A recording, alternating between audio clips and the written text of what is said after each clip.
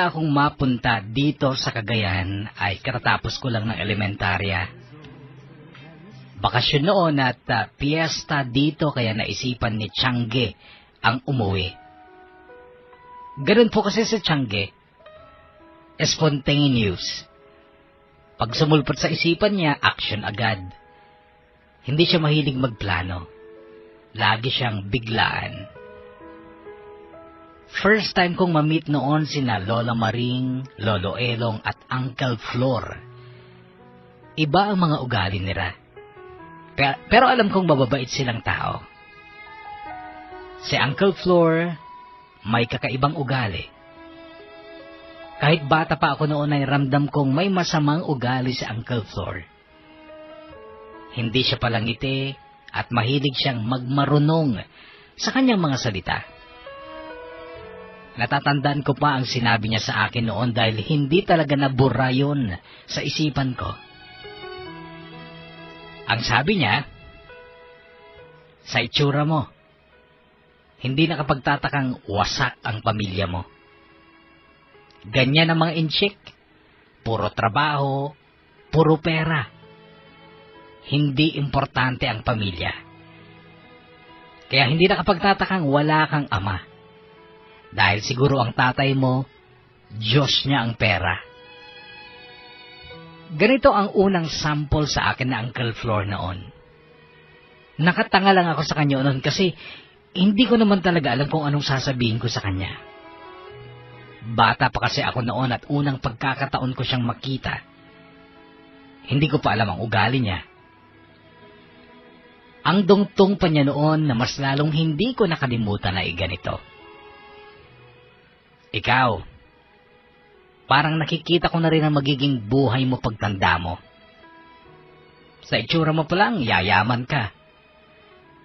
Pero kung hindi galit ang asawa mo sa'yo, hiwalay ka sa kanya. At ang mga anak mo gutom din sa pagmamahal ng isang ama. Ang mga katagang ito ay hindi nabura sa isipan ko pati ang mukha na Uncle Flor. Kamukhang-kamukha niya kasi si Tiangge. Magkapatid sila at bunso si Tiangge. Anyway, ang Tiangge ay shortcut ng Tiang Anggi o Tita Angie. Tiangge ang nakasanayan kong tawag kay Tiang Angge. Kasi ganito na ang tawag ko sa kanya mula nang maliit pa at bulol pa ako. Tomboy si Tiangge. Pero ang totoong pangalan niya ay ayaw niyang marinig. Babaeng-babae kasi ang kanyang totoong pangalan. Na Angelina. Oo, Angelina ang totoong pangalan ni Tiangge. Kahit po sinong makakita sa akin, hindi magdududang ako ay isang Chinese. Singkit, mabuti, makinis. Pero hindi po ako marunong magsalita ng Chinese at wala akong interes na matuto. Inchik daw ang tatay ko, anak ng dating amo ni Mama noon. Malandi po kasi si Mama, kung sino-sino ang inaasawa.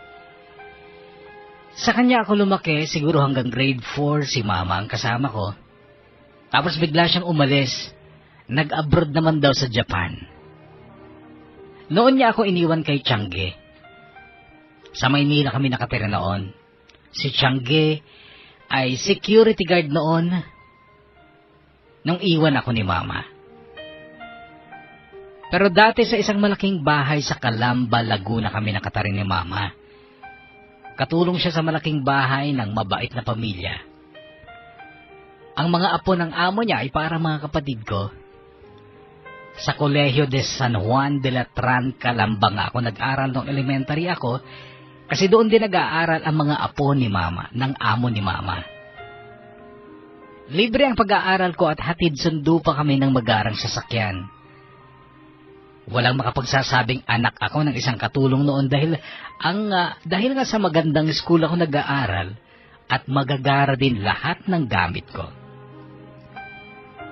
Kaso nga biglang nagbago ang buhay ko nung maglandi si Mama at sumama sa isang hapon. Nagpunta sila sa Japan At yun nga't iniwan ako ni Mama kay Tiangge na noon ay isang SECU sa Quezon City. Iniwan ko ang magarang bahay kung saan ako isinilang at tumira. At sumama na nga ako kay Tiangge sa squatter sa may Commonwealth, Quezon City. Sobra ang paninibago ko noong una pero nasanay din ako paglaon. Pero habang sinasanay ko ang sarili ko sa buhay squatter, ay hindi ko maiwasang magalit kay Mama. Actually hanggang ngayon may galit pa ako sa kanya. Sa Commonwealth na ako nagtapos ng elementarya at bago ako nakapag-enroll sa high school ay umuwi kami dito noon ni Tiangge. Pista noon pero hindi ko naman na-enjoy dahil una, hindi pa ako nakakaintindi ng Ilocano noon. Pangalawa, nawiwirduhan ako sa mga tao dito noon lalo na ang mga magulang at mga kamag-anak ni Tiangge. Ramdam ko noon na galit din silang lahat sa aking ina. Pero okay lang yun sa akin. Kasi nga ako rin galit kay Mama. Maraming kaibigan si Tiangge, mahirap man o mayaman. Ibang klase siyang kumonekta sa tao. Isang kaibigan niyang inchik ang tumulong sa amin para makapag-enroll ako ng high school sa Chinese school sa Quezon City, pero hanggang second year high school lang ako doon. Hindi ko kasi kayang makibagay sa mga kaklase kong mayayaman kaya't lagi kong kinukulot noon si Tiangge na ilipat na lang niya ako sa ibang eskwelahan. Sa public na lang. Tapos bigla naman siyang nagdesisyon na lilipat daw kami sa Nueva Ecija.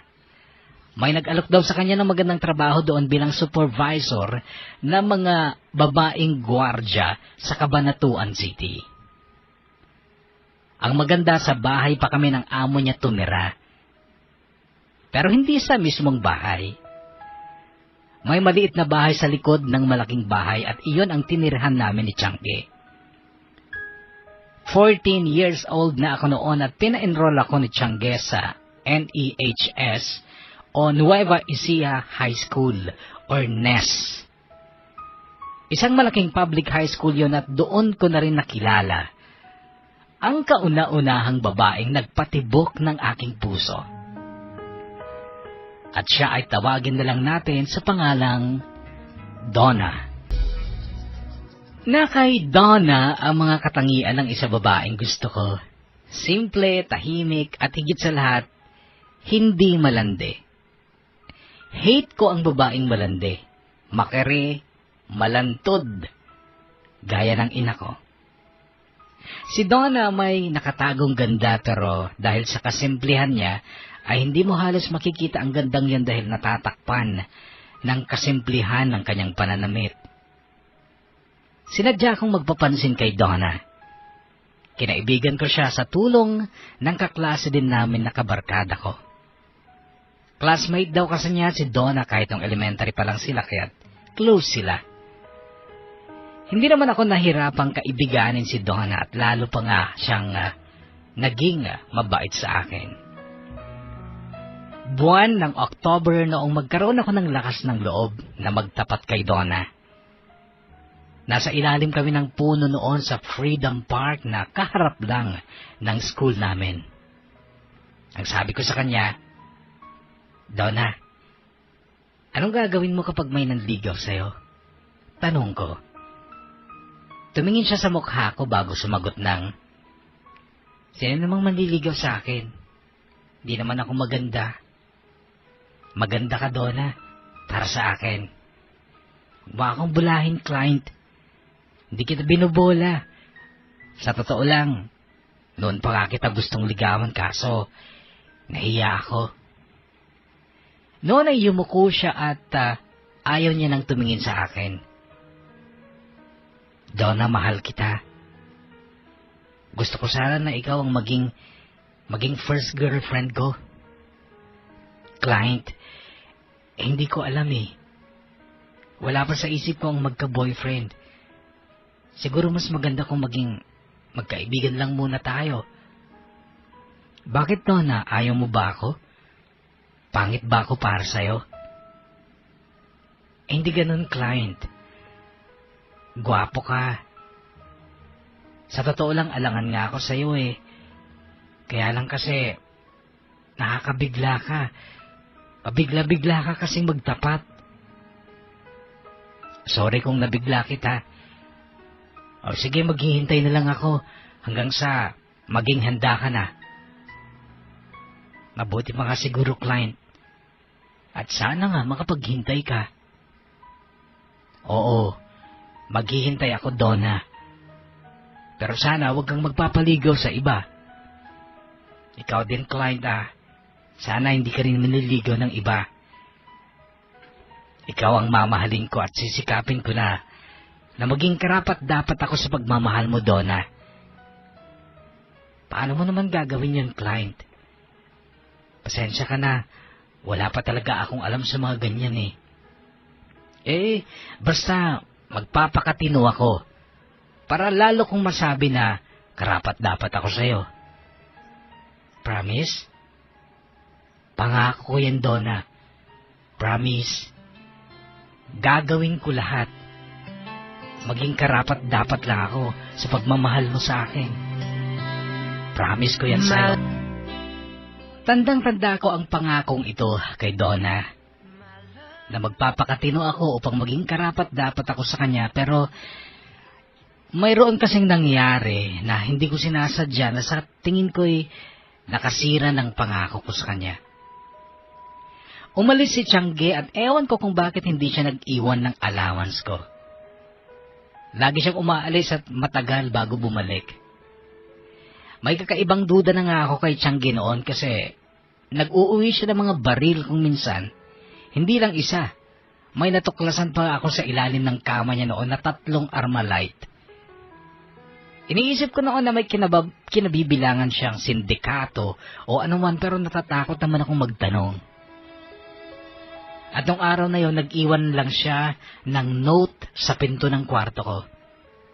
Mawawala ako ng 1 linggo. Ganito lang ang note niya pero wala naman siyang iniwang pera. May stock naman kaming pagkain pero paano naman ang pamasahe ko papuntang school? Dahil doon ay nagsabi ako kay Kuya Dado. Si Kuya Dado ay bunsong kapatid ng amo ni Tiangge. Si Kuya Dado ay dating pulis pero noon ay kagawad na lang siya ng barangay. Hindi ko alam kung bakit siya natanggal sa pagiging pulis. Si Kuya Dado ay hiwalay sa kanyang asawa at mayroon silang isang anak na nasa piling ng dati niyang asawa. Mabait naman si Kuya Dado kaya't medyo lang ang hiya ko noong magsabi ako sa kanya ng pera na babayaran ko rin naman pagbalik ni Tiangge. At nung araw na yon na magsabi nga ako kay Kuya Dado ng pera, ang sagot niya sa akin, "O sige, sumunod ka sa kwarto ko." Sagot niya. Sumunod naman ako pero hindi ko akalain na may gagawin pala siya sa akin. Nagulat ako nang bigla niyang hawakan si junior ko.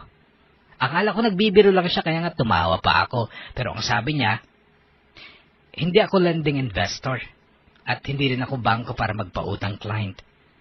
Bibigyan kita ng pera pero may kapalit. Virgin ka ba?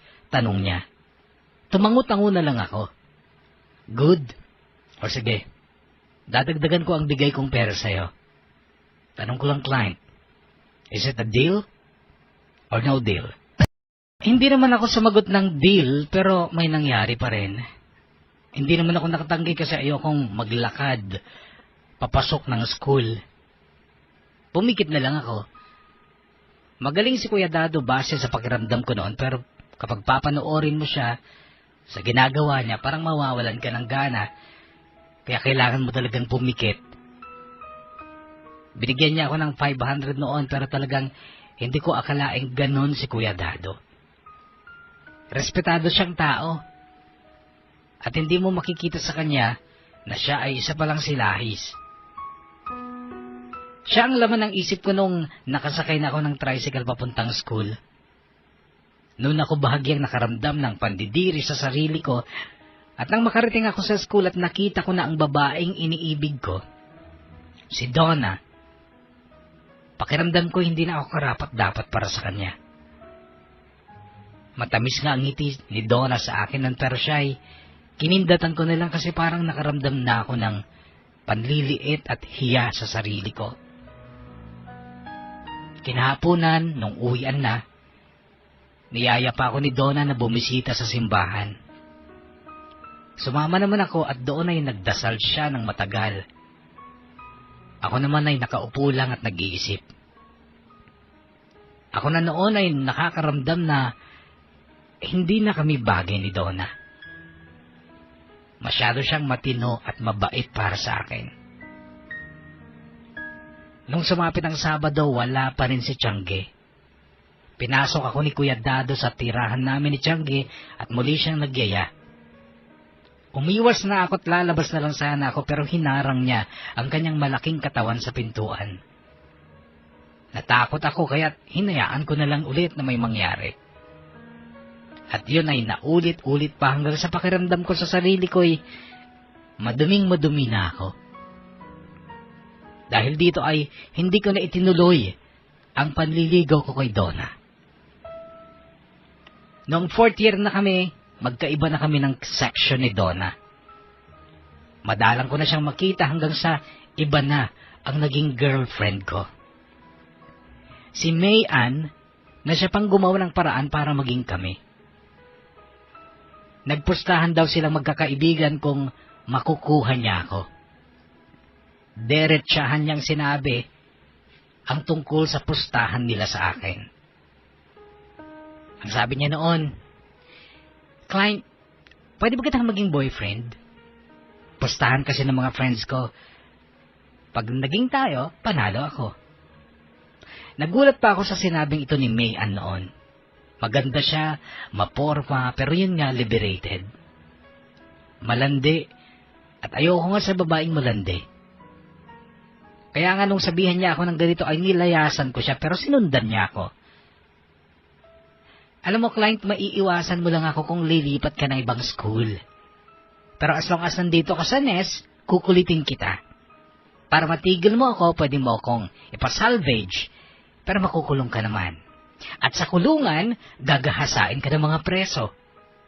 Kapag naging tayo, libre ang sex partner mo, ay may pera ka pa dahil 1,000 ang pustahan namin ng mga friends ko.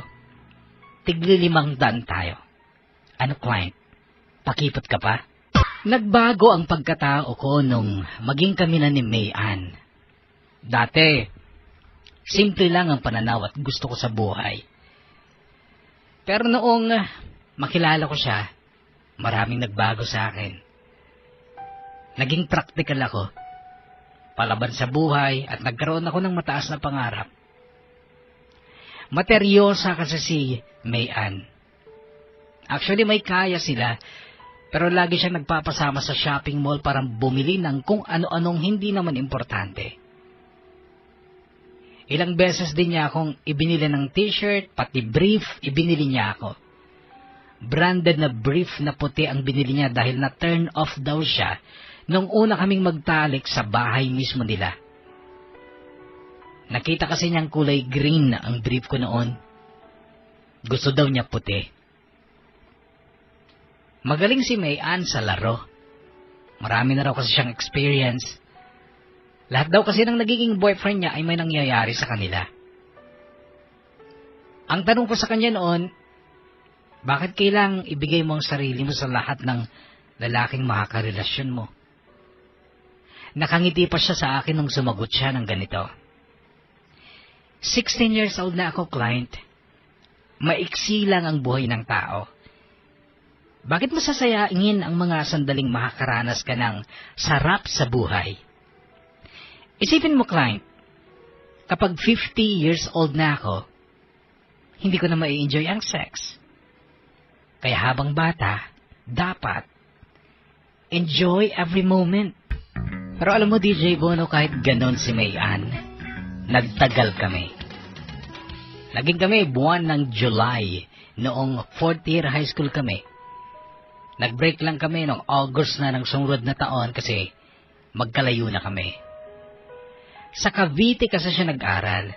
Ako naman sa Wesleyan University, sa Cabanatuan din. Masakit pa nga sa amin ang paghihiwalay namin eh. Kasalanan ko pa kasi Pinagpipilitan kong mag-schoolmate na lang dapat kami kaso ayaw niya. Ipinagpipilitan din niya na kung talagang mahal ko daw talaga siya, ay magiging okay pa rin ang relationship namin kahit na magkalayo kami at paminsan-minsan lang kami magkikita. Pero sabi ko, wala akong tiwala sa long-distance relationship, lalo na sa babaeng kagaya mo. I'm sure magloloko ka lang sa iba. Wala akong magagawa kung wala kang tiwala sa akin, client. Ganito lang ang sagot niya. Talagang wala. Kilala kita, Mayan. Pero ang sagot niya, sana nga kilala mo talaga ako, client. O baka naman kasi ang alam mo lang sa akin ay ang buhay ko, ang pagkatao ko noong bago naging tayo. Sana, client, kinilala mo na rin ako noong tayo na. Client, ikaw ang pinakamatagal na boyfriend ko. At mula nung naging tayo, hindi na ako naglandi sa iba. Kasi nga ginawardyahan kita. Pero ngayon hindi ko na yun nagagawa dahil nasa malayo ka na. Sige, client.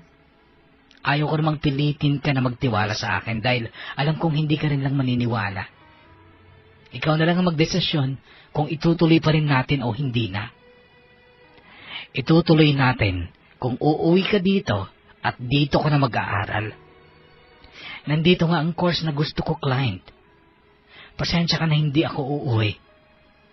O di, ikaw na rin ang nagdesisyon. Ayaw mo na talaga, Mayan. Mahal kita, client. Mahal kita. Pero kung pagpipiliin mo ako, ikaw o ang pag-aaral ko, sorry. Dahil pipiliin ko ang studies ko, client. Sa totoo lang naniwala ako kay Mayan.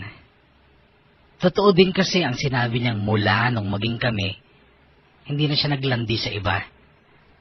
Nagbago siya pero hindi ko yan napansin dahil malandi pa rin naman kasi siya sa akin. Kahit nga saan kami abutan, basta't nag-init siya, may mangyayari talaga. Kaya nga hindi nagbago ang impression ko sa kanya.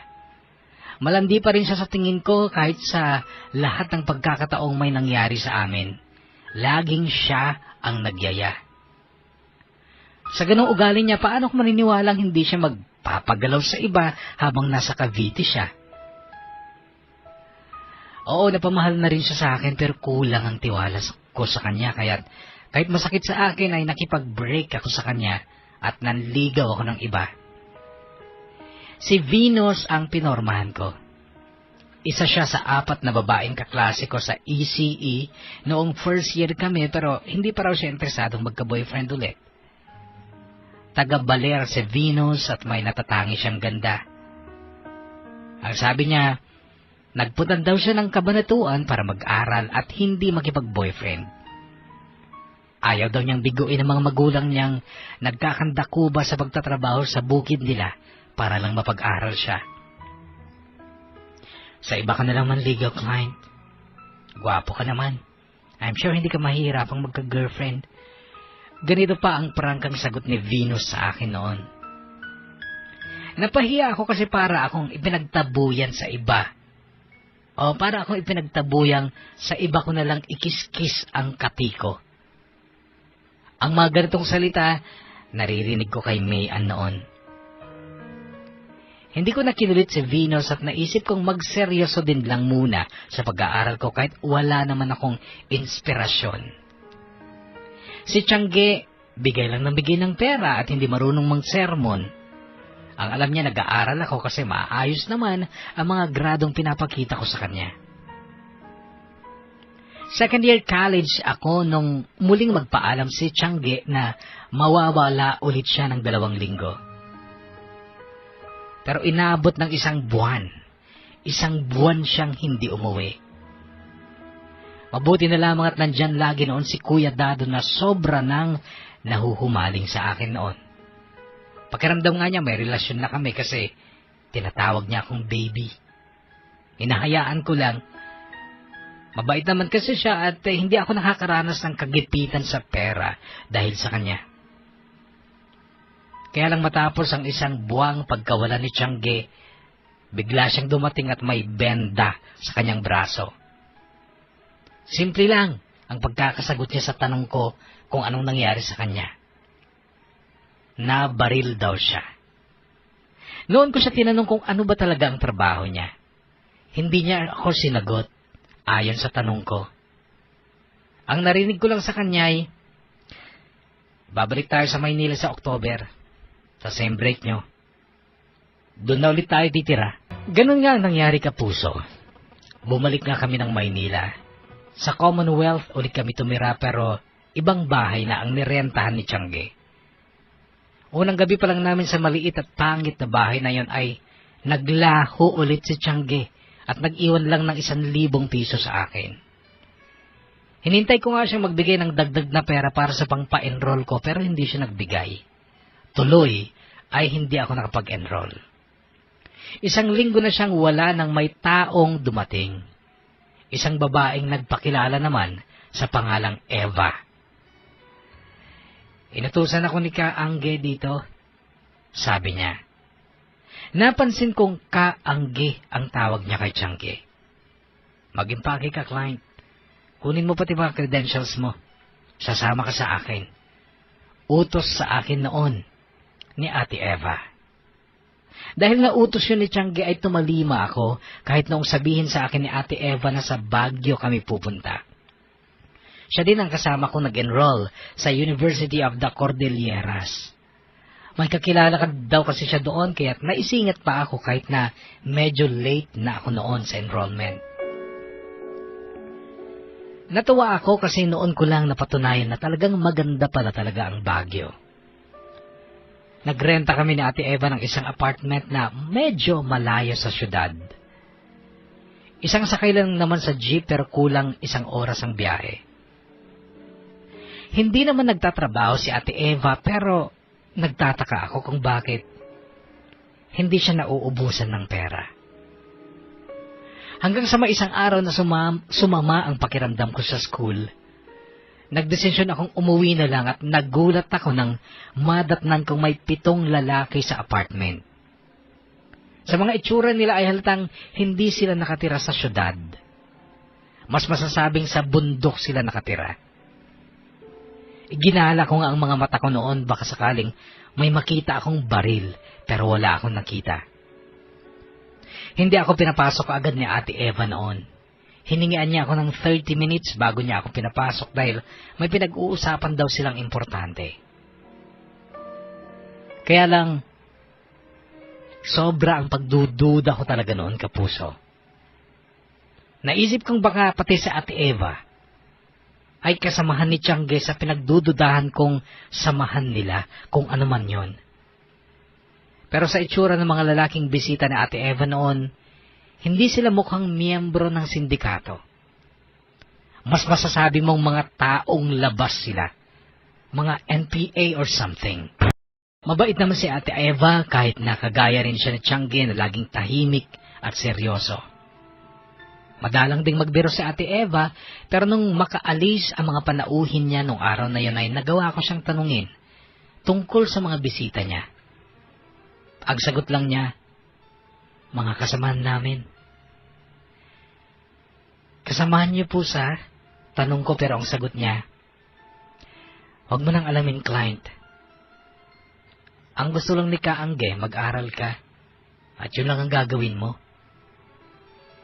Nasaan po ba si Tiangge? Tanong ko. Nasa mabuti siyang kalagayan, client. Kung nasaan siya, hindi mo na dapat malaman. Ganito ang seryoso niyang sagot. Noon ay tumahimik na lang ako at pinili ko na lang ang huwag nang magtanong ulit. Sa University of the Cordilleras ay nakilala ko naman si Berna. Sa buong school, isa na siguro siya sa may pinakamahabang buhok. Kaklase ko siya sa isang subject. Hindi na kasi ako regular student noon dahil may mga subjects ako na hindi na-credit mula sa mga subjects ko noon sa Wesleyan.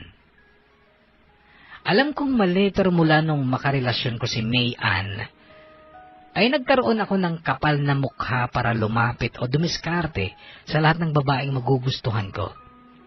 At parang nagkataon na maraming pagkakapareho sina Mayan at Berna. Pareho silang kumilos at magdala. Kaya nga unang kita ko palang kay Berna sa klase namin noon ay nilapitan ko kaagad siya. Nursing student sila ng kasama niyang si Eunice. International kasi ang subject na yon, meaning iba't ibang kurso ang mga naka-enroll sa subject na yon. Tapos na ang klase nung lapitan ko sina Berna. Kunwari nagtanong ako sa mga nauna nilang lessons kasi nga late enrollee ako kaso agad na pangiti si Eunice sa akin sabay tanong na, "Are you Chinese?" "Half," sagot ko. Ngumiti din si Berna. "Bakit?" Tanong ko kasi may pagtataka sa isip ko dahil sa pagngiti nila ng makahulugan. "Wala, bumerde lang ng konti ang isipan namin," sagot ni Eunice. "Berde? What do you mean?" tanong ko. Si Berna ang mabilis na sumagot. Sabi kasi nila maliliit daw ang bird ng mga Chinese." Napangiti na rin ako sabay sagot ng, "Well, depende naman siguro sa Chinese. Yung bird ko, big, lalo na pag angry."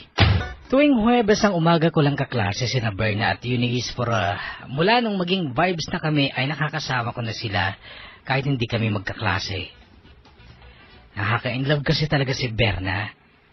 Gustong gusto ko ang amoy ng kolonya at ang mahaba at maganda niyang buhok ay lagi ding mabango. Kung minsan nag-iinit ako sa kanya at sinatsansingan ko nga siya ng pasimple, pero okay lang sa kanya. Inaakbayan ko, hinahawakan ko sa malambot niyang bewang. May isang gabi noon na tinext ako bigla ni Eunice. Pumunta daw ako sa apartment nila. Open daw siya kasi wala daw ang ate niya. Nandun din daw si Berna. Nagpunta nga ako dahil wala din naman si Ate Eva. Kaso pagdating ko pa lang sa apartment nila ay nadatnan kong may kahalikan sa sofa si Berna. Isang gwapo at maskuladong igurot. Nakita na nila ako kasi pinapasok na ako yun sa sala pero ngumiti lang sa akin si Berna tsaka nakipaglaplapan ulit. "Come here," hila sa akin ni Eunice papuntang kwarto. Agad naglaro sa isipan ko noon na gusto ako ni Eunice pero hindi ko siya gusto. Chubby kasi siya at iba ang pagkaputi niya, parang anemic. Pero kung siya ang magtatrabaho, okay na rin, sabi ko sa isipan ko noon. Ganito ang takbo ng isip ko noon pero nung nasa loob na kami ng kwarto, ay nakangiti si Eunice sabay tanong ng, "Sinong gusto mo? Si Berna o ako?" "Bakit ba?" "Wala lang. Ano sagot mo?" "Si Berna," sagot ko. Nakangiti pa rin siya nung sumagot siya ng, "Okay, wait lang. Paalisin ko lang si Balmir ha," sabi niya, tsaka lumabas. Ilang sandali pa ay bumukas ulit ang pinto at si Berna ang nakangiting pumasok sabay tanong ng, "Ready ka na?" "Oo ba?" "Okay, higa." Utos niya. Noon nga kapuso ay humiga na ako.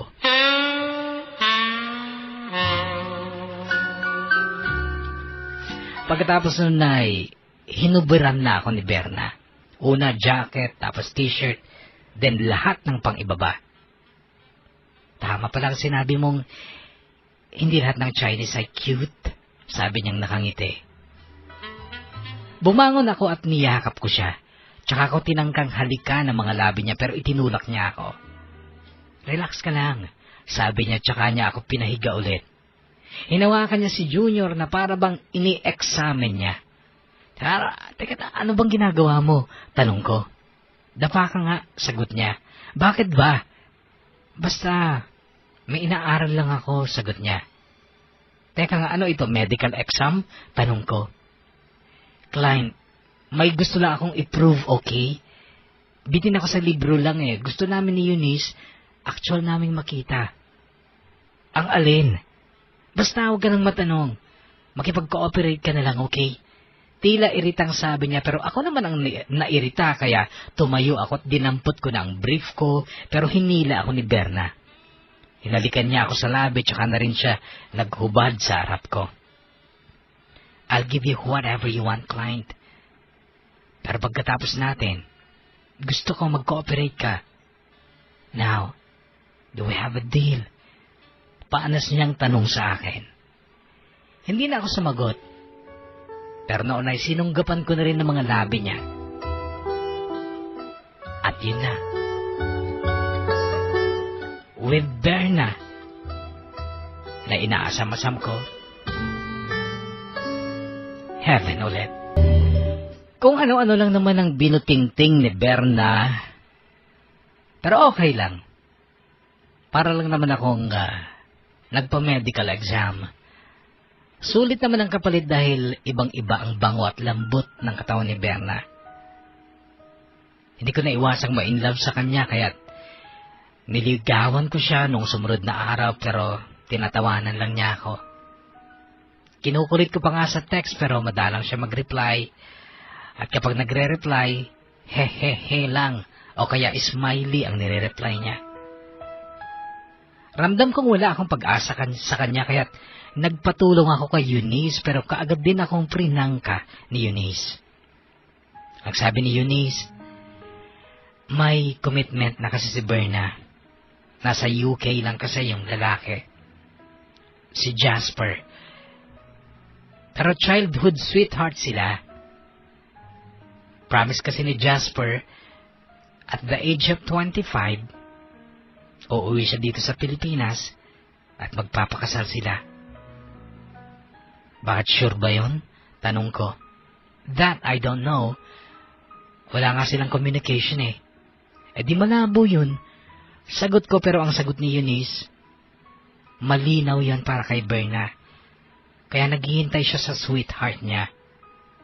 She loves that guy so much, client, kaya kung ako sa'yo, huwag ka nilang umasa. Hindi ako madaling sumuko, Eunice, sabi ko. Whatever. Pero kung sakaling manliligaw ka kay Berna, client, pang-sampu ka na. Pang-sampu ka nang nabasted. Sinubukan ko ring magtapat kay Berna kahit na naniniwala rin ako sa sinabi ng best friend niyang si Eunice. Natuwa ako noon sa sagot ni Berna. Ang tanong ko kasi sa kanya, ibang-iba ka, Berna. Gusto ko sanang maging tayo. Pwede ba kitang ligawan? Tinitigan niya ako bago siya nagsalita. Bakit, client? Mahal mo na ba ako? Oo. Actually, nung una pa lang tayong magkita, may naramdaman na kaagad akong kakaiba sa'yo. Bumuntong hininga siya bago sumagot ng 5 years, client. 5 years. Kaya mo bang maghintay ng 5 years? Bakit 5 years? Tanong ko kahit may idea na ako kung bakit. Dahil yun sa sinabi ni Eunice na sa age of 25 ay uuwi si Jasper na childhood sweetheart ni Berna at magpapakasal sila, yun ay 4 na taon pa kasi 21 na si Berna noon.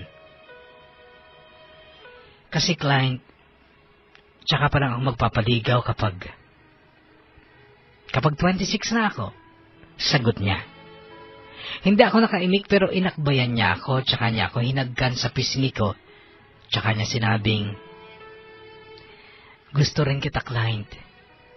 Kaya lang, hindi pa talaga ako makakapag-desisyon ngayon. Malandi lang akong babae pero may isang salita ako. Importante sa akin ang word of honor. At nakapangako kasi ako sa isang tao at gusto kong tuparin yon. Ngayon kapag hindi siya tumupad sa usapan namin, kasalanan niya na yon. At ako, makakapag-desisyon na akong magmahal ng iba. Okay, sabi ko na lang, client, ayaw ko lang muna ng commitment. Kung gusto mong hintayin yung 5 years, then wait for it. Pero habang naghihintay ka, pwede kang makipagrelasyon sa iba, malaya ka. Then after 5 years, puntahan mo ako. Kung hindi tumupad sa usapan si Jasper, yung taong pinangukuhan ko, then I will be yours, client. I will be yours. 3 semester lang ang itinagal ko sa Baguio dahil bigla na namang kaming bumalik ng Maynila. Sa Quiapo naman kami tumira ni Ate Eva.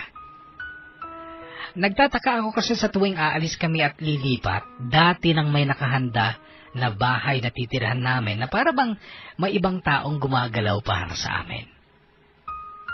Inisip ko noon na baka sina Tiangge at Ate Eva ay may matataas na posisyon sa kung anumang kilusang kinabibilangan nila. Sa Quiapo, matino-tino ang tinirhan naming bahay. Maliit lang pero maganda. Sem break nung dumating kami ng Quiapo, pero nung sabihin ko kay Ate Eva na mag-e-enroll ako kahit sa MLQU lang, sinabi niyang huwag muna akong mag-aral. Wala daw budget. Inunawa ko na lang siya pero tinangka ko maghanap ng trabaho para sa ganun ay makapag-enroll pa rin ako kasi nabigo naman ako. Hanggang sa biglang dumating si Tiangge. Halos hindi ko siya nakilala dahil napakaitim niya at humaba pa ang buhok niya. Ang unang tanong sa isipan ko ay, saan ka galing? Pero hindi ko isinatinig yon. Magtrabaho ka muna, client. Narinig kong sabi ni Tiangge. Naghanap nga po ako eh. Wala naman akong nakita. Sagot ko. Bukas, sumama ka sa akin. Sabi niya bago pumasok sa silid ni Ate Eva. Si Ate Eva naman ang nawala. Si Ate Eva naman ang nawawala noon pero hindi na lang ako nagtanong din kay Tiangge dahil alam kong hindi rin lang niya ako sasagutin. Kinabukasan nga kapuso ay dinala ako ni Tiangge sa isang malaking karinderya. Well, sa lawak at dami ng mesa nito ay masasabi mo sanang restaurant pero hindi kasi siya sosyal. Wala yung tinatawag nilang ambience. Electric fan lang ang pahangin at ang mga niluluto nila puro pagkaing masa, laoya, papaitan, adobo, dinuguan, menudo, pakbet. Mga ganong uri at mura lang ang presyo ng pagkain. Dito ko magtatrabaho. Narinig kong sabi ni Tiangge. Hanggang sa may isang tomboy ang lumapit sa amin at nakipag-shake hands kay Tiangge. Siya naman si Ate Nida. Bago umalis si Tiangge, naihabilin niya na ako kay Ate Nida. At nung araw na yon ay nagsimula na nga akong magtrabaho doon sa restaurant. All around ang trabaho. At doon ko na rin nakilala si Neneng. Simple pero may kakaibang ganda sa aking paningin. Pasado 6:00 ng gabi nung unang araw ko sa restaurant nang dumating si Neneng at may dalang mga libro. Morena si Neneng pero unang sayad pa lang ng mga mata ko sa kanya ay parang na-magic kaagad ako. Mahaba ang buhok niya pero nakatali lang. Hindi maputi ang kanyang mukha pero malinis at may maliliit na dimples pa siya na lumalabas kapag siya ay ngumingiti. Eto si client, pamangkin ni Angge. Narinig kong sabi na Ate Nida sabay tapik sa pawisan kong badikat. Noong ipakilala niya ako sa bagong dating na si Neneng. Yan naman si Neneng, scholar namin yan, sabi niya. Sumaludo sa akin si Neneng sabay ngiti. Noon ay tinawag ako sa dining area dahil marami daw ililigpit na plato. Pero sumunod si Neneng na may dalang tray. Inchik ang tatay mo? Narinig kong tanong niya pero nakangiti. Daw, sabi ko. I have never met him, sabi ko. Uy! Inglesero ka pala, sabi niya. Bakit masama? Hindi naman. Hindi lang bagay sa trabaho mo, sabi niya. Bakit sa'yo bagay bang trabahong ito? Tanong ko. Sobrang bagay. Mas gusto kong magtrabaho nilang dito kaysa mag-aral eh. Nakokornihan kasi ako sa school, sabi niya. Bakit naman? Wala. Sagot niya bago tinungo ang kusina upang dalhin ng mga hinakot ng pinggan. Sumunod naman ako pero pagdating ko sa kusina ay wala siya doon. Inilapag ko ang mga pinggan sa lababo at pagbalik ko sa dining area, pero pag-ikot ko, biglang nakabangga ko si Neneng. Muntikang tumama ang baba ko sa noo niya. Sinadya ko, sabi niya nakangiti. Ngumiti din ako sabay tungo sa dining area. Pero may naisip akong ganti sa panluloko niya sa akin, sa pagbangga niya sa akin na sinadya daw niya. Sa pagbalik ko ng kusina, nakita ko siyang naghuhugas ng pinggan. Dahan-dahan akong lumapit sa kanya, tsaka ako hinagkan siya sa kanyang pisngi. Nagulat siya at akmang papaluin niya ako ng kutsara, pero hinawakan ko ang kamay niya sa basabing. Sinadya ko. Pagkatapos na tumilikod na ako upang magpunas ng mesa, pero bigla na lang may tumamang kung ano sa likod ko, kasabay ng pagbagsak ng isang kutsara sa sahig. Binataw ako ni Neneng ng kutsara. Nung tingnan ko siya, nakangiti siya sabay sabing, sinadya ko. Dumating si Tiangge, 9:09 ng gabi, dala lahat ng gamit ko. Dito ka natitira, sabi niya. Ikaw, tanong ko. Aalis ulit ako. Magpakabait ka dito, sabi niya. Wala na akong nagawa. Tinulungan pa ako ni Neneng na magbuhat ng ibang gamit ko at siya rin ang nagdala sa akin sa kwartong tutuluyan ko. Parang boarding house yun na may 2 double deck. Kasama ko daw doon ang 2 lalaking trabahador din sa restaurant na sina Marco at si Mang Dencio. Si Marco ay taga-ihaw ng barbecue at tagaluto rin ng dinakdakan. Si Mang Dencio naman ang chief cook. Lahat sila, pati si Neneng, ay taga rito sa Cagayan at kilala nila ang pamilya ni Tiangge. Noong gabi na't matutulog na kami, na ikwento sa akin ni Mang Dencio na niligawan daw niya noon ng mama ko. At ang sabi niya, suntok sa buwan ang pagligaw ko sa mama mo noon. Napakaganda kasi niya noon.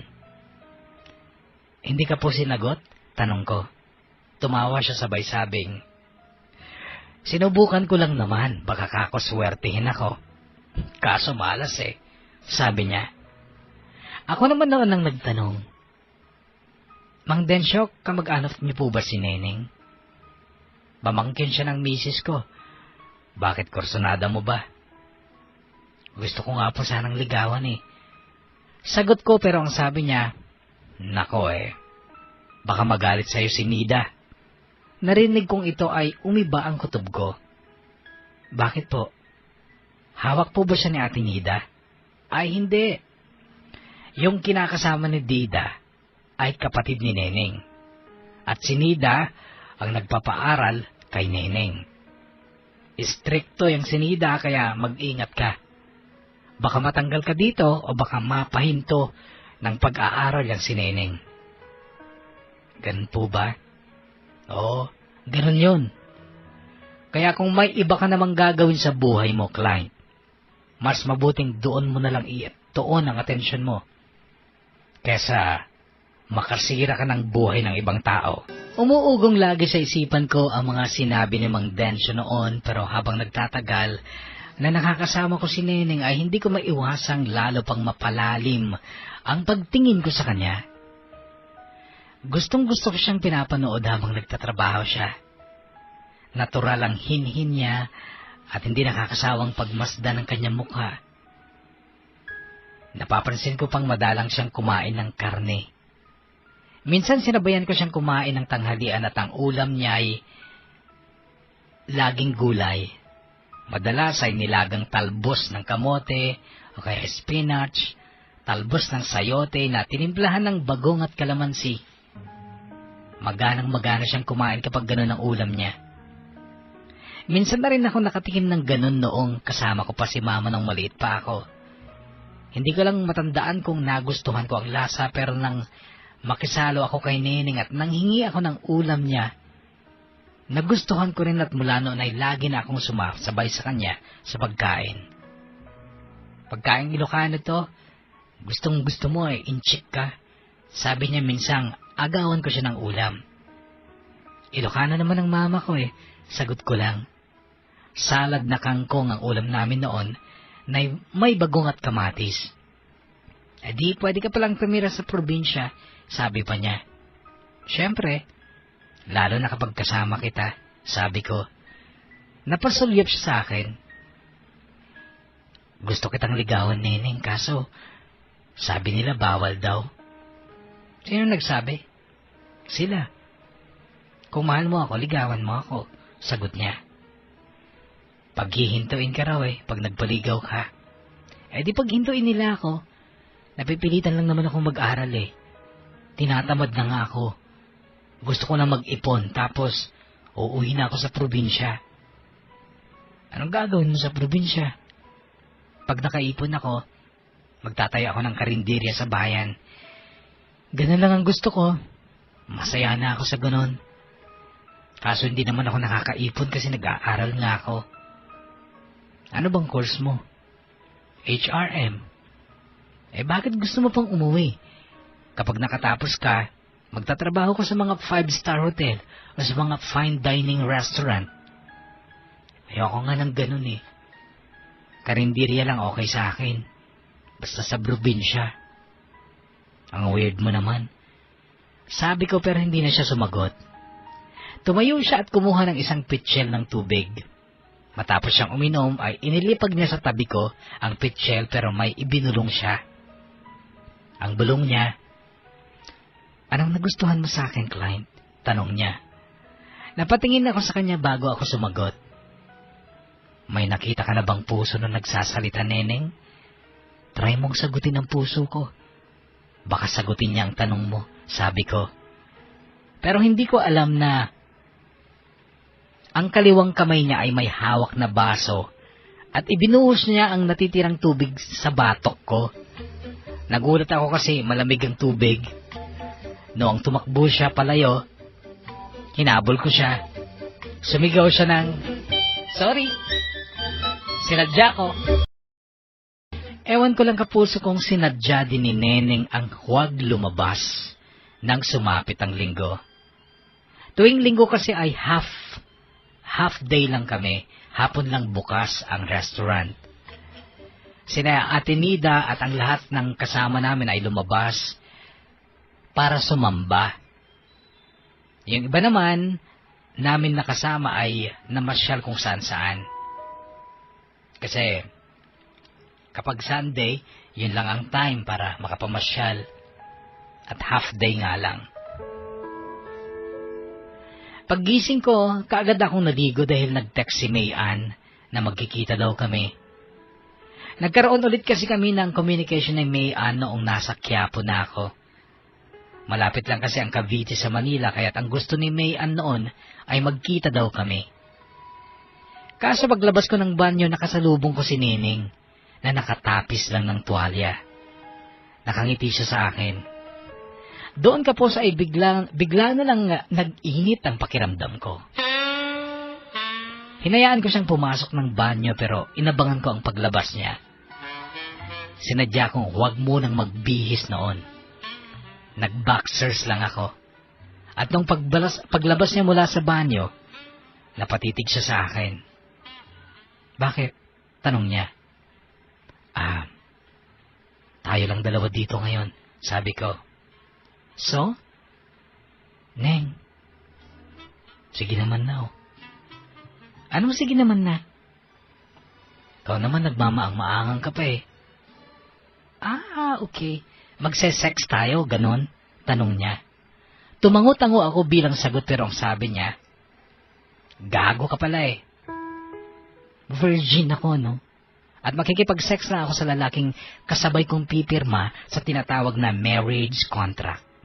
Kung gagawin mo yon, welcome to my heaven. Sabi niya, tsaka mabilis na umalis papasok ng silid nila.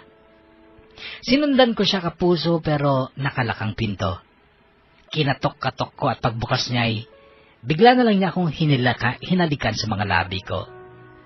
Matagal at maalab na halik yun. Pagkatapos nun ay nagsalita siya habang tulala ako sa ginawa niyang paghalik bigla sa akin. Sinasagot na kita, client, kahit hindi ka pa nanliligaw. Okay, tayo na.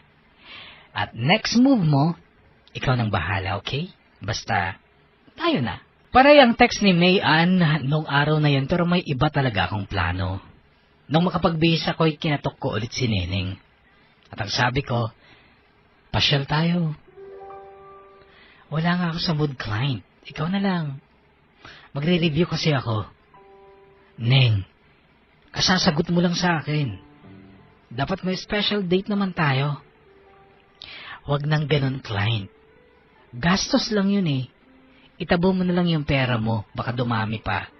So that, kapag handa ka nang magpakasal sa akin, may magagamit tayo.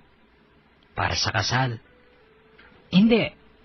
Wala akong planong gumastos para sa kasal.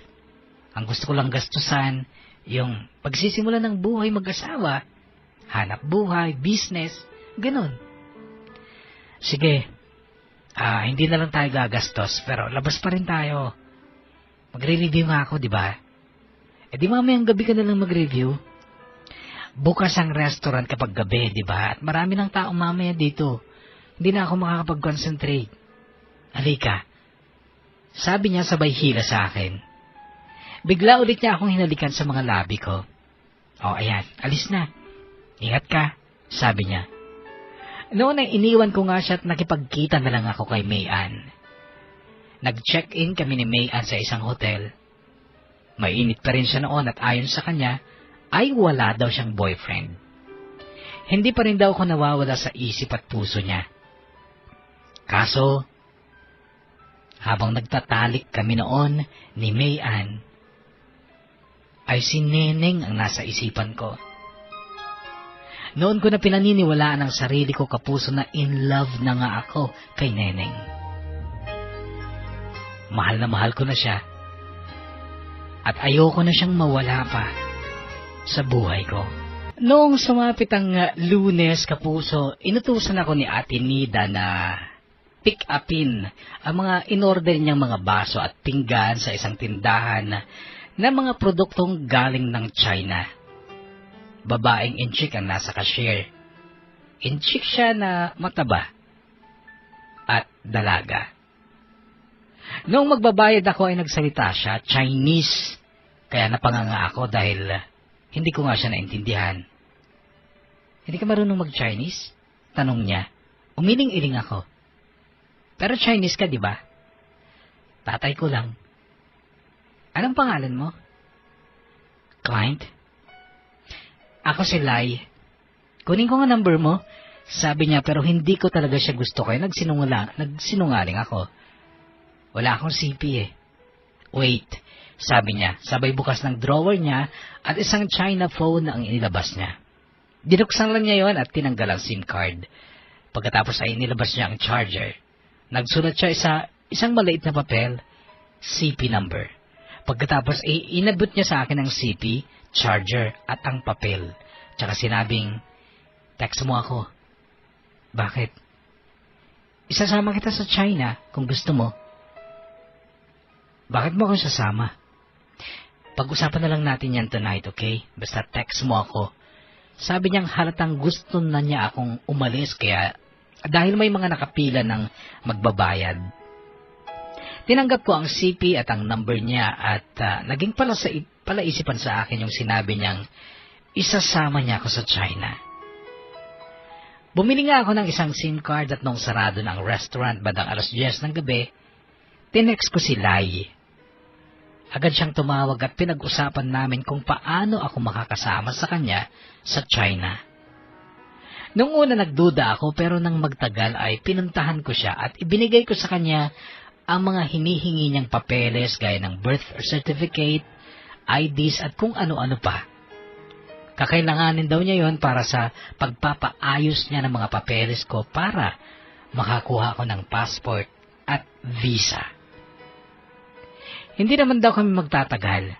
Aangkat lang daw siya ng mga paninda niya and at the same time, magpapakita lang daw siya sa mga friends niya at sa ex-boyfriend niya.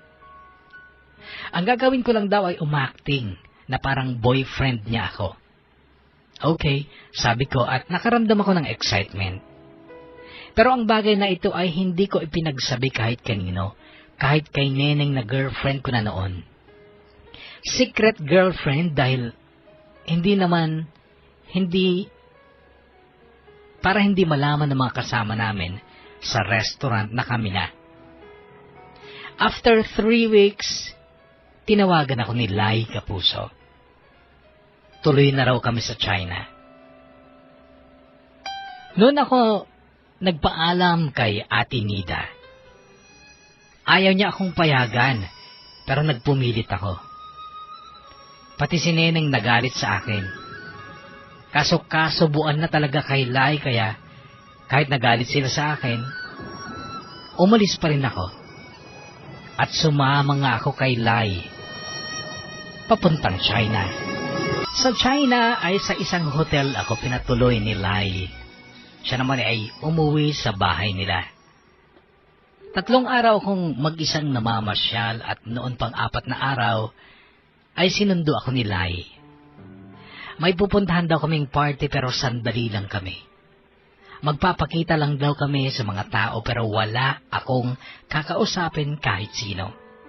Kapag daw may kumausap sa akin, huwag kong sagutin.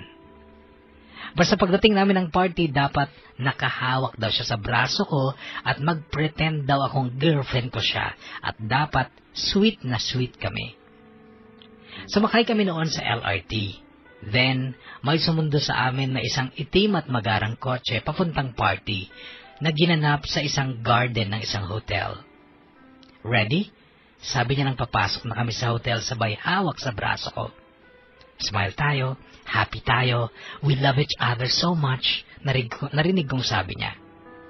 Umikot lang kami at siya ay kakaway-kaway lang sa mga nakakakita sa kanya. Pero nung mapansin niyang may lalapit sa kanya ay hinila niya ako palayo. Halatang gusto niyang iwasan ng babaeng yon. Lahat ng makasalubong namin, kangitian niya habang nakakapit siya sa akin. Nung nasa pasilyo na kami ay bigla siyang huminto. Humarap ka sa akin, bilis. Hawakan mo ang mukha ko, parang naglalambing ka, utos niya. Sinunod ko naman siya. Ay sobra siyang nagpaka-cute sa akin. Okay na, sabi niya sabay ligon sa babae at lalaki na pumasok sa lobby. Yun na, ihatid na kita sa hotel mo. May 1 araw ka pang mamamasyal, din sa Sabado, uwi na tayo sa Pilipinas. Sabi niya, pero bigla na lang may sumigaw na lalaki sa pinto. Isang binatang inchik na naka-Amerikana pero galit na galit. Danger, client, danger. Marunong ka bang kung fu? Tanong niya. Hindi. Kaya tumakbo na tayo, sabi ko. Huwag, harapin mo siya. Ipagtanggol mo ako. Ibibigay ko sa iyo lahat ng gusto mo, client. Pag nagawa mo yon, ipagtanggol mo ako, okay? Mamaya nandyan na ang binatang inchik. Maingay at galit. Sila yung kausap niya pero tinuturo-turo ako. Mamaya pa'y namataan kong susuntukin niya ako. Pero inunahan ko siya. Isang malakas na suntok sa panga niya ang itinira ko. Bagsak naman kaagad. Pero kaagad ko ring naramdaman ang sakit sa kamay at kamao ko. Kasi nasobrahan ko ang puwersa. Pero noon ay hinila na ako ni Lai. Mabilis kaming tumakbong magkahawak kamay sa kalsada at pinara niya ang unang taksing dumaan. Sa loob ng taxi, tuwang-tuwa si Lai. Ang lakas ng tawa niya sabay sabing, "Very good job, client. Very good." Masaya ang adventure ko sa China. Pero pagbalik ko ng Quiapo, sobra-sobra ang lungkot na nadama ko. Dahil hindi ko na nadatnan si Neneng sa restaurant. Galit din sa akin, si Ate Linda. Ang sabi niya, kung hindi ka lang pamangkin ni Tiangge, hindi na kita tatanggapin dito. Ano po bang kasalanan ko? Ginulo mo ang buhay ni Neneng eh. Ho? Ho ka dyan. Ikaw umayos ka, client ah. Dahil kung hindi, mawawalan ako ng pasensya sa'yo. Litong-lito ako sa pasalubong niyang galit sa akin noon pero nung gumabi na, naliwanagan din ako dahil kinausap ako ni Mang Densyo. Ang sabi niya may dumating daw na babae, May Ann daw ang pangalan at hinahanap ako. Si May Ann? Nobya mo daw eh. At si Neneng pa ang nakausap niya. Bigla namang nagbago ang timpla ni Neneng, galit at nagdadabog. Di pinaragalitan siya ni Nida. At nalaman ni Nida ang totoo na kayo na pala ni Neneng at may relasyon na kayo.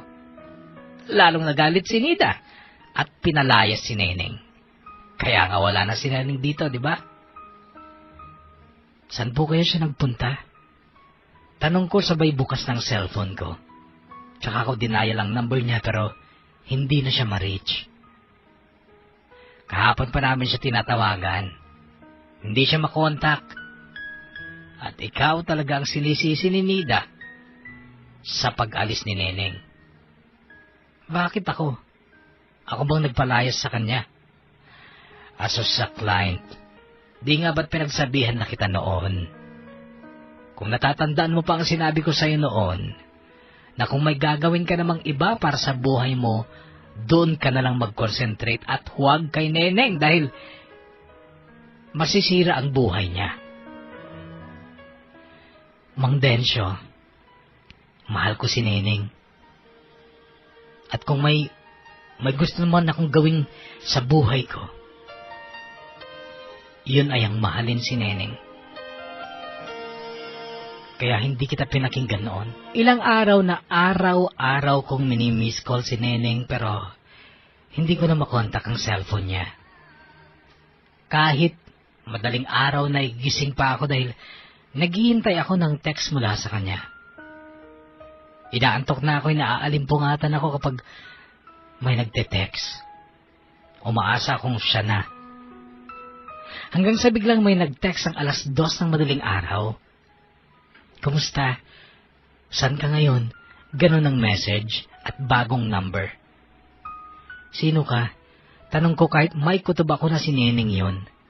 Halos pigil ang hininga ko nung mag-reply siya. Si Berna ito. New number ko. I want to see you, client. Tell me where can I find you? Sabi niya. Bakit, Berna? Wala pa namang 5 years ha. Mahigit 1 year pa lang mula nung mag-usap tayo, di ba? Hindi ko nahihintayin ng 5 years, client. Nalaman ko, may asawa na pala si Jasper sa UK. Obviously, hindi siya tumupad sa usapan. Handa na ako magmahal ng iba. At gusto ko, ikaw yun, client. Totoo ba yan, Berna? Tanong ko. Hindi siya nag-reply pero tumawag siya at ang unang salitang narinig ko kay Berna ay, totoong-too ko, client. Nandito pa rin ako sa Baguio ngayon. Alam mo naman kung saan mo ako pupuntahan. At hihintayin kita, sabi niya. Para talagang hindi ako makapaniwala kaya't ang sabi ko, sana nga totoo yan, Berna. Para kasing di ako makapaniwala eh. Client, ganun talaga magtrabaho ang kapalaran ng tao. Destiny works in mysterious ways, client.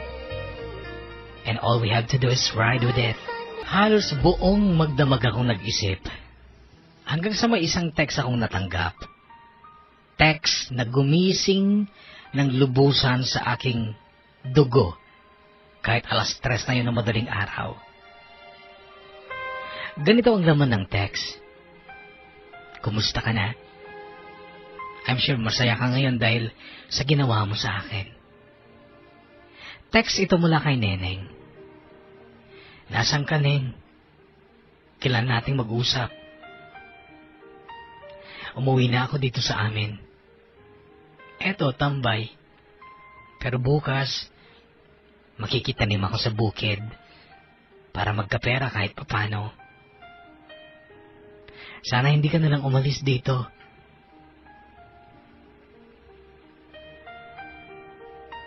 Hindi naman kami ni Mayan eh. Matagal na kaming break. Ewan ko sa'yo, client. Babaero ka pala. Pati yung Chinese na pangit at mataba pinatulan mo pala. Sila'y buhay na gusto ko. Ganito, buhay baryo. Ikaw sa itsura mo palang hindi ka bagay dito. Kaya magmahal ka ng iba, client. Kinabukasan ay si Berna naman ang makulit. Nasa apartment daw siya ni Eunice at balak din na magluto ng mga special food. Gusto daw nilang marami kaming pagsasaluhan pagdating ko doon. Sa totoo lang kapuso, litong-lito ako nung araw na yon, umaga pa lang. Pero nagdesisyon akong gumawa ng isang hakbang. Nagpunta ako kay Lai at siningil ko siya sa pangako niya sa China na ibibigay niya lahat ng gusto ko kapalit ng pagtatanggol ko sa kanya sa ex-boyfriend niya. Hindi gaanong maliwanag sa akin ang drama ni Lai noon, pero alam kong nagampanan ko ng husto, kaya siya nangako. Tinext ko muna siya bago ko siya pinuntahan. Tinanong niya kung ano ang mga gusto ko, at sinabi ko naman. Nagtaka siya kung bakit gano'n ang mga hiniling ko sa kanya. Sinabi ko ang totoong dahilan. Natuwa pa siya at paglaon ay nag-reply ng, "Okay, sige, bigyan mo ako ng 1 oras. Ipapahanda ko lang sa mga tao ko. Text kita pag okay na." Sagot niya. Naniwala ako kay Lai kaya't noon din ay tinigil ko ng pagtatrabaho ko sa restaurant. Naligo ako at nagbihis kahit na tanong ng tanong ang mga kasamahan ko. Noong bihis na ako at nakaimpake na rin ako ay kinausap ko na si Ate Nida. Nagpaalam ako. Nabigla siya at halatang hindi niya ako gustong payagan pero wala din siyang nagawa. Alam kong ang duda niya noon ay hahanapin ko si Neneng. Nung ma-receive ko ang text nila ay nagpunta na ako sa store niya at nadatnan kong nakahanda na ang lahat. Si Lai pa ang lumapit sa akin upang iabot ang nakasobreng pera at liban doon ay mayroon pang nakabalot na regalo. Malaking regalo. "Gift ko na yan sa'yo. Good luck ha," sabi pa niyang nakangiti. Noon ding oras na yun ay sumakay ako sa delivery truck na pagmamay-ari ng shop ni Lai. May 2 siyang tauhan na sumama sa akin, sina Paul at Binong. Mga Pinoy sila. Si Paul ang driver at napakamasayahin niyang tao. Nagpapasalamat sila sa akin dahil makakalabas daw sila ng Maynila. Parang magbabakasyon daw sila. Kaso, talagang napakahaba ng biyahe. Mahigit 13 hours bago kami nakarating. Hindi kasi namin sigurado ang daan. Nagtatanong-tanong lang kami at sa tudong din, siyempre, ng tawag ni Mang Densyo, na siyang nakatulong ng malaki upang matuntun namin ang kinaroroonan ni Neneng. Wala si Neneng nang dumating kami. Lumusong daw sa bukid at nakitanim. Nanay at tatay niya ang nadatnan namin sa kabilang maliit na bahay, pero ang mga magulang ni Neneng ay talagang mababait. Tumawa pa nga ang tatay niya nung magpakilala ko. "Ako po ang mapapakasawa ni Neneng," sabi ko. Tumawa pa ang matanda. Isang batang lalaki ang inutusan nilang sumundo kay Neneng sa bukid, habang ang nanay ni Neneng ay nag-abala pang maghanda ng merienda para sa aming 3. Kulang 1 oras ang dumaan, dumating si Neneng. Nakapambukid talaga pero naiiyak nang makita ko. "Bakit nandito ka?" tanong niya, kunwari na halatang ayaw lumapit sa akin, at kapag lalapit ako sa kanya, lumalayo siya. "Bakit ka ba lumalayo?" "Wala, amoy putik ako. Nagtanim nga ako, di ba?" Nakatawang sagot niya. "Halika din," sabi ko, sabay yaya sa kanya sa delivery truck ni Lai. "Tingnan mo nga to, sabi ko sabay bukas ng pinto ng truck. "Bakit yan?" tanong niya. Pero halatang namamangha ang mga mata niya sa nakita niya. Sabi ko sa kanya, "Kumpleto yan, Neng. 5 dosenang pinggan, mangkok, maraming baso, kutsara, tinidor, kawali, kaserola, kalderong malalaki, 2 kalan, 2 LPG, at marami pang iba na magagamit natin sa pagpapatayo natin ng sarili nating restaurant. May pero pa tayo." Bigay ni Lai. Lahat bigay niya. Napatingin sa akin si Neneng nang marinig niya ang pangalan ni Lai. Nagbago ang expression niya pero hinawakan ko siya at inilapit ko siya kina Paul at Binong. "Ayan, Sa kanila ka magtanong kung may relasyon ako sa boss nila. Sabi ko, nakangiti noon ang dalawa. At saka Neneng, alam na nila na nagpunta ako dito para pakasalan ka. Nandun nga yung regalo niya eh. Nakabalot na. Pakakasalan mo ako? Tanong niya. Of course, sagot ko. Noon ay nakita ko ang biglang pagbalong ng mga luha sa mata niya. Noon ko na siya niyakap at pagkatapos noon ay kinausap ko na mga magulang niya para sa kasal na gusto naming maganap sa lalong madaling panahon. At gaya ng dati, mabait at madaling kausap ang tatay ni Neneng. Walang kaproblema, approve ka agad. Simpleng kasalan ng aming ginanap. Kasal baryo, masayawan sa gabi at seremonya sa kapilya sa umaga. Tanghali, kainan sa bahay ni Neneng. Biglang sumulpot noon si Tiangge, kahit hindi ko naman siya tinext dahil paiba-iba naman siya ng cellphone number at lagi pang out of coverage area. Nagtaka na lang ako, bigla siyang sumulpot. Siya ang tumayong ama ko. Bagay na ikinatawa ng marami dahil nakabarong talaga si Tiangge. Masaya naman kapuso at alam kong hindi ako nagkamali sa pagpili ko kay Neneng.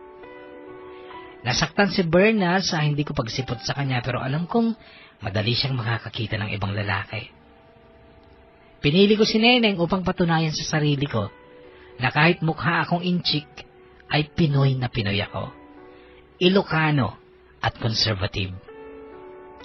Malinis na babae si Neneng. Napatunayan ko yan noong unang gabi ng aming pagsasama. Simple ang buhay na gusto niya na siya ko ring gusto. Pagkain ng talbos ng kamoteng may halong bagong at kalamansi, ang laging nagpapalaway sa akin at ito'y tanda ng pagiging natural kong Ilocano. 2 linggo matapos ang aming kasal ay naghanap kami ng pwesto dito sa bayan. Dito kami nagtayo ng aming restaurant at sa awa ng Diyos ay kumikita naman kami ng malaki-laki. Masarap kasing magluto si Neneng at iba-iba ang putahe araw-araw. Dito sa aming restaurant ay laging campus radio ang sound namin. Umaga hanggang gabi, Lunes hanggang Linggo. 6 months na ang tiyan ng asawa ko ngayon.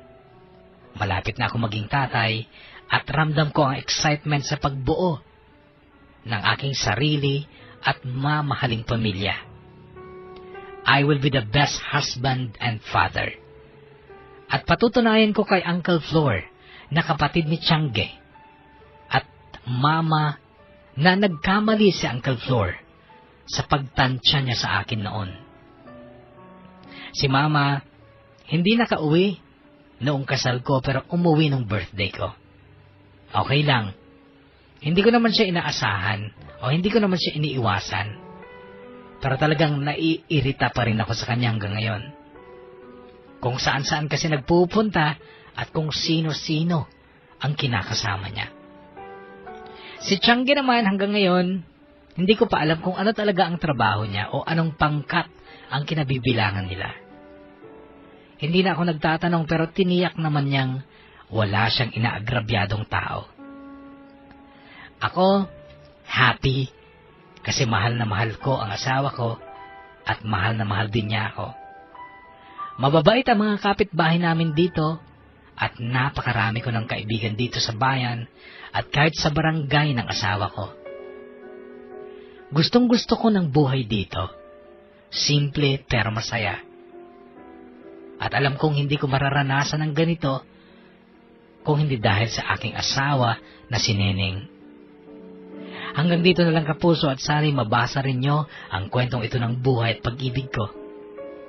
Mayroon akong Facebook pero hindi ako ang gumawa.